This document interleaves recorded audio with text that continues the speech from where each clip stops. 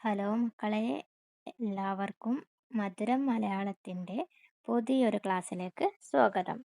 ഇന്ന് നമ്മൾ 4ാം ക്ലാസ്സിലെ കാറ്റ് കടല് എന്ന പാഠഭാഗമാണ് പരിചയപ്പെടാൻ പോകുന്നത്. നിങ്ങൾ ഈ ചിത്രത്തിൽ എന്തെല്ലാം കാണുന്നുണ്ട് മക്കളെ?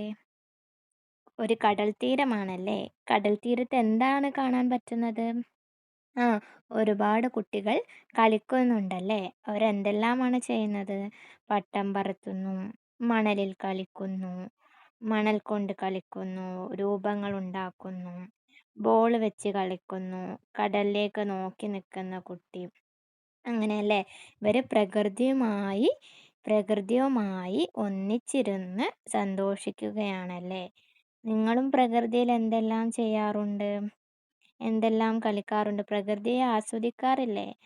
മലയും പുഴയും വെള്ളച്ചാട്ടവും എല്ലാം അടങ്ങി, താഴ്വാരവും പൂന്തോട്ടവും എല്ലാം അടങ്ങിയ മനോഹരമായ പ്രകൃതിയാണ് നമുക്ക് ചുറ്റിലുമുള്ളത്. ആ പ്രകൃതിയെ അറിഞ്ഞ് ജീവിച്ചാൽ നമുക്ക് വളരെ സന്തോഷമായി ജീവിക്കാൻ പറ്റും. നിങ്ങളിങ്ങനെ പുറത്തു പോയി കളിക്കാറൊക്കെ ഉണ്ടോ? ആ, ശരി. ഇനി നമുക്ക് പാഠഭാഗത്തിലേക്ക് കടക്കാം. ആദ്യം ഒരു കവിതയിലെ 3 വരിയാണ്. സുഗതകുമാരിയുടെ നിർഭയ എന്ന കവിതയിലെ ഒരു 3 വരിയാണ് കൊടുത്തിരിക്കുന്നത്. ഇത് വായിച്ചു നോക്കിയാലോ? മലയിടിച്ചു വരുന്ന യന്ത്രത്തിൻ്റെ വഴിയിൽ നിൽക്കുന്നു കൊച്ചു തുമ്പച്ചെടി, വഴിയിൽ നിൽപ്പു ചമഞ്ഞു തുമ്പച്ചെടി. എന്തിനെ കുറിച്ചാണ് ഇവിടെ പറയുന്നത്? ആ, ഒരു തുമ്പച്ചെടി അല്ലേ? കുഞ്ഞു തുമ്പച്ചെടിയെ കുറിച്ചാണ് പറയുന്നത്. ആ തുമ്പച്ചെടി എവിടെയാ നിൽക്കുന്നത്? മല ഇടിച്ചു വരുന്ന യന്ത്രത്തിന്റെ വഴിയിലാണ് നിൽക്കുന്നത്. ചിത്രത്തിൽ കാണാല്ലേ? എന്താണ് ആ യന്ത്രം? ഏതാണ്? മല ഇടിക്കുന്ന യന്ത്രം ഏതാണ് മക്കളെ? അതെ, JCB അല്ലേ? JCB എന്ത് ചെയ്യാണ്? ആ മല ഇടിച്ച് പ്രകൃതി നശിപ്പിക്കുകയാണ്. അപ്പം അതിൻ്റെ ആ വഴിയോരത്താണ് ആര് നിൽക്കുന്നത്? നമ്മുടെ തുമ്പച്ചെടി നിൽക്കുന്നത്. എങ്ങനെയാ തുമ്പച്ചെടി നിൽക്കുന്നത്? ചമഞ്ഞു തുമ്പച്ചെടി. വളരെ മനോഹരമായിട്ടാണ് ആ തുമ്പച്ചെടി നിൽക്കുന്നത്. പിന്നെ നമുക്ക് എന്തൊക്കെ കാണാൻ പറ്റും ആ ചിത്രത്തിൽ? ആ, ഒരു കൊച്ചുകുട്ടി ആ തുമ്പച്ചെടിയെ പിടിച്ച് നിൽക്കുന്നുണ്ട് അല്ലേ? പ്രകൃതിയോട് ഇണങ്ങി ജീവിക്കുന്നുണ്ടല്ലേ? നമ്മളും ഇങ്ങനെയാവണം, പ്രകൃതിയോടിണങ്ങി ജീവിക്കണം. പ്രകൃതിയിൽ ദോഷം വരുത്താൻ പാടില്ല.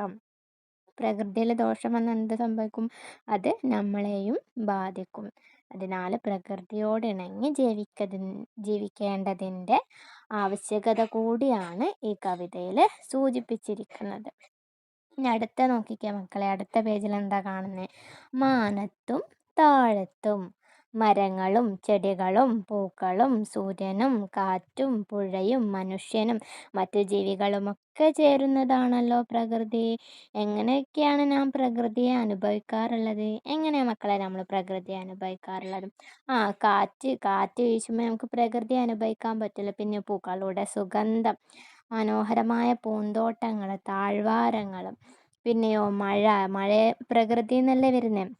മഴയുടെ തണുപ്പ്, സൂര്യൻ്റെ ചൂട്, മഞ്ഞിൻ്റെ തണുപ്പ്, ഇതെല്ലാം നമ്മൾ പ്രകൃതിയിൽ നിന്നല്ലേ ആസ്വദിക്കുന്നത്. പുഴയിൽ വെള്ളത്തിലിറങ്ങുന്ന തണുപ്പും എല്ലാം. പിന്നെന്താണ്? പൂവിൻ്റെ സുഗന്ധം, പിന്നെന്താ പൂവിൻ്റെ തേൻ്റെ രുചി, ഇതെല്ലാം പ്രകൃതിയിൽ നിന്നുമാണല്ലേ ഉള്ളത്. അങ്ങനെയൊക്കെയാണ് നമ്മൾ പ്രകൃതിയെ അനുഭവിക്കുന്നത്. എങ്ങനെയൊക്കെയാണ് നിങ്ങൾ പോയിൻ്റായിട്ട് എഴുതണേ. ഇനി അടുത്തത് നമ്മൾ കാറ്റു പറഞ്ഞത് എന്നൊരു കവിതയാണ് നോക്കാൻ വേണ്ടി പോകുന്നത്. ഈ കവിത എഴുതിയത് ജിനനാണ്. അദ്ദേഹത്തിൻ്റെ കുരുത്തോലക്കളി എന്ന കവിതയിൽ നിന്നുമുള്ള വരികളാണിവ. അപ്പം നമുക്ക് എന്താണ് കാറ്റ് പറഞ്ഞത്, ആരോടാ പറഞ്ഞത് എന്നൊക്കെ നോക്കിയാലോ? അപ്പം എല്ലാവരും റെഡി അല്ലേ? കാറ്റു പറഞ്ഞത്. കണ്ണിൽ പെടാത്തൊരു കാറ്റേ, നിന്നെ കണ്ടുകിട്ടാനെന്തു മാർഗം? തൊട്ടടുത്തുണ്ടു ഞാൻ കുഞ്ഞേ, നിന്നെ തൊട്ടു താലോടുന്നുമുണ്ടേ. തൊട്ടിലിലാട്ടിയ കാലം തൊട്ടറിഞ്ഞല്ലോ നീ എന്നെ. വീശിത്തരുന്നില്ലേ എന്നും നിന്നെ, വീട്ടിനകത്തും പുറത്തും. ആലിന്നിലകളും മാവും മറ്റും ആടുമ്പോഴെന്നെ നീ കാണും. പീപ്പിയും ഓടക്കുഴലും മറ്റും പാടുമ്പോഴെന്നെ നീ കേൾക്കും. ആഴിത്തിരകൾക്കുമീതെ ഞാനൊന്നാടിക്കളിച്ചതിൻ ശേഷം ഓടി നിന്നാവിലെ കുപ്പായി വന്നുകൂടുമ്പോഴെന്നെ നീ രുചിക്കും. സന്ധ്യയ്ക്കു പൂക്കുന്ന പൂവിൽ നിന്നും ഗന്ധമായി ഞാൻ നിന്നിലെത്തും. കുഞ്ഞെ നിൻ ശ്വാസമായെന്നും കൂടെ കൊണ്ട് നടക്കും നീ എന്നെ. ഇതാണ് കവിത. ഇനി നമുക്ക് കവിത ഒന്ന് വിശദമായി നോക്കിയാലോ? കവിതയുടെ പേരെന്താ? കാറ്റു പറഞ്ഞത്. എന്താണ് കാറ്റ് പറഞ്ഞതെന്ന് നോക്കാം. കണ്ണിൽ പെടാത്തൊരു കാറ്റേ നിന്നെ കണ്ണു കിട്ടാനെന്തു മാർഗം. ഈ കവിത ഒരു കുഞ്ഞു കാറ്റിനോട് സംഭാഷണം നടത്തുന്ന രീതിയിലാണ് എഴുതിയിരിക്കുന്നത്. അപ്പോൾ ആ കുഞ്ഞ് നിങ്ങൾ കണ്ടോ, ആ ഊഞ്ഞാലിൽ ഇരിക്കുന്ന കുഞ്ഞ് കാറ്റിനോട് ചോദിക്കാണ്, കണ്ണിൽ പെടാത്തൊരു കാറ്റേ നിന്നെ കണ്ണു കിട്ടാൻ എന്താണ് മാർഗം. നിന്നെ കാണാൻ പറ്റുന്നില്ല കാറ്റേ, നിന്നെ ഒന്ന് കാണണമെങ്കിൽ ഞാൻ എങ്ങനെയാണ് നിന്നെ കാണുന്നത്, എന്താണ് അതിനുള്ള വഴി മാർഗം എന്നാണ് കുട്ടി ചോദിക്കുന്നത്. അപ്പോൾ കാറ്റ് എന്താ പറയുന്നത്? തൊട്ടടുത്തുണ്ട് ഞാൻ കുഞ്ഞെ, നിന്നെ തൊട്ട് തലോടുന്നുമുണ്ട്. ഞാൻ നിന്റെ തൊട്ടടുത്ത് തന്നെ ഉണ്ട്, അതുപോലെ തന്നെ ഞാൻ നിന്നെ തൊട്ട് തലോടിക്കൊണ്ടിരിക്കുന്നുണ്ട്. നമുക്കറിയാലോ കാറ്റ് നമ്മളെ തലോടൂലേ, നമ്മൾ ബീച്ചിൻ്റെ ഓരത്തും പിന്നെ എന്താ ചെടികളുടെ ഒക്കെ അടുത്തൊക്കെ പോയി നിന്ന് കാറ്റ് വീശുമ്പോൾ കാറ്റ് നമ്മൾ തലോടിയല്ലേ പോകുന്നത്. തൊട്ടിലിലാട്ടിയ കാലം തൊട്ടേ തൊട്ടറിഞ്ഞല്ലോ നീ എന്നെ. അപ്പോൾ ആ കുഞ്ഞ് വളരെ ചെറുതാവുന്ന കാലം തൊട്ടേ എന്താണ് കാറ്റ് ആ കുഞ്ഞിനോടൊപ്പം ഉണ്ടെന്നാണ് പറയുന്നത്. വീശിത്തരുന്നില്ലേ എന്നും നിന്നെ വീട്ടിനകത്തും പുറത്തും. നിന്റെ വീട്ടിനകത്തായാലും പുറത്തായാലും ഞാൻ എപ്പോഴും നിന്റെ ചുറ്റും വീശിക്കൊണ്ടിരിക്കുകയാണ്. ആലിൻ്റെ ഇലകളും മാവും മറ്റും ആടുമ്പോൾ എന്നെ നീ കാണും. നമുക്ക് എപ്പോഴാണ് കാറ്റിനെ കാണാൻ പറ്റുന്നത്? ഈ ആലിലകളും മാവിൻ്റെ ഇലകളും മറ്റ് ചെടികളുടെ ഇലകളൊക്കെ ആടുമ്പോൾ നമുക്കവിടെ കാറ്റിൻ്റെ സാന്നിധ്യം അറിയാൻ പറ്റും, അവിടെ കാറ്റുണ്ടെന്ന് അറിയാൻ പറ്റും. പിന്നെയോ പീപ്പിയും ഓടക്കുഴലൊക്കെ പാടുമ്പോൾ നമുക്ക് എന്ത് ചെയ്യാം? കാറ്റിനെ കേൾക്കാൻ വേണ്ടി പറ്റും എന്നാണ് പറയുന്നത്. പിന്നെ ഇവിടെ എന്താ ഒരു മനോഹരമായ ചിത്രം കൊടുത്തിട്ടുണ്ട് അല്ലേ? കാറ്റും പിന്നെ എന്താ ഒരു ചെടികൾക്ക് താഴെ കുട്ടികൾ സന്തോഷത്തോടെ ഉല്ലസിക്കുന്ന ചിത്രമാണല്ലോ കൊടുത്തിരിക്കുന്നത്. നിങ്ങളങ്ങനെ ചെടികളുടെ താഴെയൊക്കെ പോയി കാറ്റ് കൊണ്ട് പൂവിൻ്റെ സുഗന്ധമൊക്കെ അറിഞ്ഞ് സന്തോഷിക്കാറുണ്ടോ? ഉണ്ടോ? അങ്ങനെ ഈ വൈകുന്നേരമൊക്കെ സ്കൂൾ വിട്ട് വന്നാലൊക്കെ അങ്ങനെ പോയി കാറ്റിൻ്റെയും പ്രകൃതിയുടെയൊക്കെ സൗന്ദര്യം ആസ്വദിക്കണം കേട്ടോ മക്കളെ. അടുത്തതോ, ആഴിത്തിരകൾക്കുമീതെ, കടലിൻ്റെ തിരകൾക്കുമീതെ ഞാനൊന്നാടിക്കളിച്ചതിന് ശേഷം. ഒക്കെ കടലിൻ്റെ തിരകൾക്ക് മീതെ ഞാൻ പോയതിന് ശേഷം, ഞാൻ ആടിക്കളിച്ചതിന് ശേഷം ഓടി നിന്നാവിലെ കുപ്പായി വന്നു കൂടുമ്പോൾ എന്നെ നീ രുചിക്കും. എന്താണ്? നിൻ്റെ നാവിലേക്ക് ഞാൻ ഉപ്പായി വരും. നമ്മൾക്കറിയാം അല്ലേ, നമ്മൾ ഈ കടലോരത്തൂടെ നടക്കുമ്പോൾ നമുക്ക് നാവിലൊരു ഉപ്പ് രസം അനുഭവപ്പെടാറില്ലേ? അത് കാറ്റ് ഇങ്ങനെ കടൽ തിരകൾക്ക് മീതെ സഞ്ചരിച്ച് വരുമ്പോഴുള്ള ആ ഉപ്പ് രസം കാറ്റ് വഹിച്ചു കൊണ്ട് വരുന്നതാണ്. അപ്പോൾ നമുക്ക് കാറ്റിനെ ഉപ്പ് രസമായി രുചിച്ചറിയാൻ കഴിയും. സന്ധ്യയ്ക്ക് പൂക്കുന്ന പൂവിൽ നിന്നും ഗന്ധമായി ഞാൻ നിന്നിലെത്തും. പിന്നെയോ നമുക്ക് കാറ്റിനെ ഒരു ഗന്ധമായിട്ട് അറിയാൻ പറ്റും. അതെപ്പോഴാണ്? പൂവുകൾ പൂക്കുമ്പം കാറ്റാണ് ആ പൂവിൻ്റെ സുഗന്ധം നമ്മിലേക്ക് എത്തിക്കുന്നത്. നമ്മൾ കാറ്റ് വീശുമ്പോൾ നമുക്ക് നല്ല പൂവിൻ്റെ ഗന്ധം കിട്ടാറില്ല മക്കളെ. അപ്പോൾ അതാണ് ഇവിടെ പറയുന്നത്. പൂവിൻ്റെ ഗന്ധമായിട്ടും നമുക്ക് കാറ്റിനെ അറിയാൻ പറ്റും. കുഞ്ഞെ നിൻ നിശ്വാസമായെന്നും കൂടെ കൊണ്ട് നടക്കും നീ എന്നെ. കുഞ്ഞെ നിൻ്റെ ശ്വാസമായിട്ട് ഞാനെപ്പോഴും നിൻ്റെ കൂടെ തന്നെ ഉണ്ട്. നമ്മുടെ ശ്വാസവും കാറ്റാണെന്നാണ് പറയുന്നത്. മനസ്സിലായോ? ഈ കവിതയിൽ എന്താ പറയുന്നത്? ഒരു കുഞ്ഞും കാറ്റും തമ്മിലുള്ള സംഭാഷണമാണ്. ആ കുഞ്ഞ് എന്ത് പറയുന്നു? കാറ്റേ, എനിക്ക് നിന്നെ കാണാൻ പറ്റുന്നില്ലെന്ന് പറയുന്നു. അപ്പോൾ കാറ്റ് പറയുന്നു, നിനക്ക് എന്നെ കാണാം, ഞാൻ എപ്പോഴും നിൻ്റെ കൂടെയുണ്ട്, നിനക്ക് ആലിൽ ഇളകുമ്പോൾ എന്നെ കാണാം. പിന്നെയോ ഞാൻ എപ്പോഴും നിന്നെ വീശി തരുന്നുണ്ട്, വീട്ടിൻ്റെ അകത്തും പുറത്തും ഞാനുണ്ട്, ഞാൻ നിന്നെ തൊട്ട് തലോടുന്നുണ്ട്. പീപ്പിയും ഓടക്കലൊക്കെ ഊതുമ്പോൾ നിനക്ക് എന്നെ കേൾക്കാൻ പറ്റും. കടൽ തീരത്ത് കൂടെ നീ നടക്കുമ്പോൾ നിനക്ക് എന്നെ രുചിച്ചറിയാൻ പറ്റും. വൈകുന്നേരം പൂക്കൾ പൂക്കുമ്പോൾ നിനക്ക് ഗന്ധമായി എന്നെ അറിയാൻ പറ്റും. പിന്നെയോ നിൻ്റെ ശ്വാസമായി, ഒരു കാറ്റ് നിൻ്റെ ശ്വാസമായി എന്നും നിൻ്റെ കൂടെ തന്നെ ഉണ്ടെന്നും ആര് പറയാണ്? കാറ്റ് കുഞ്ഞിനോട് പറയുകയാണ്.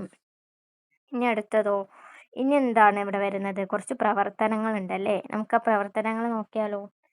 തന്നെ കാണാനുള്ള എന്തെല്ലാം വഴികളാണ് കാറ്റ് നിർദ്ദേശിക്കുന്നത്? എങ്ങനെയൊക്കെയാണ് മക്കളെ കാറ്റിനെ കാണാൻ പറ്റുക കാറ്റ് പറയുന്നത്? ഉത്തരം ഞാനിവിടെ ഒരു മാതൃക ഉത്തരം കൊടുത്തിട്ടുണ്ട്. നിങ്ങൾ നിങ്ങളുടേതായ ഭാഷയിൽ അതിനെ മാറ്റി എഴുതണം കേട്ടോ. കാറ്റിനെ നേരിട്ട് കാണാൻ കഴിയില്ലെങ്കിലും അതിൻ്റെ സാന്നിധ്യം പല വഴികളിലൂടെ നമുക്ക് തിരിച്ചറിയാം. തൊട്ടിലാട്ടുമ്പോഴും വീശുമ്പോഴും കാറ്റിനെ തൊട്ടറിയാൻ കഴിയും. മരങ്ങളുടെ ഇലകളും മാവിൻ്റെയും മറ്റു മരങ്ങളുടെയും കൊമ്പുകൾ കുലുങ്ങുമ്പോഴും കാറ്റ് സാന്നിധ്യമറിയിക്കുന്നു. പീ പീ ഓടക്കുഴൽ എന്നിവ ഊതുമ്പോൾ ഉണ്ടാകുന്ന സംഗീതത്തിലൂടെ കാറ്റിനെ കേൾക്കാൻ കഴിയും. കടലിലൂടെ വീശിയെത്തുന്ന കാറ്റ് നാവിൽ ഉപ്പുരസമായി അനുഭവപ്പെടുമ്പോൾ രുചിയിലൂടെ നമുക്ക് കാറ്റിനെ തിരിച്ചറിയാൻ കഴിയുന്നു.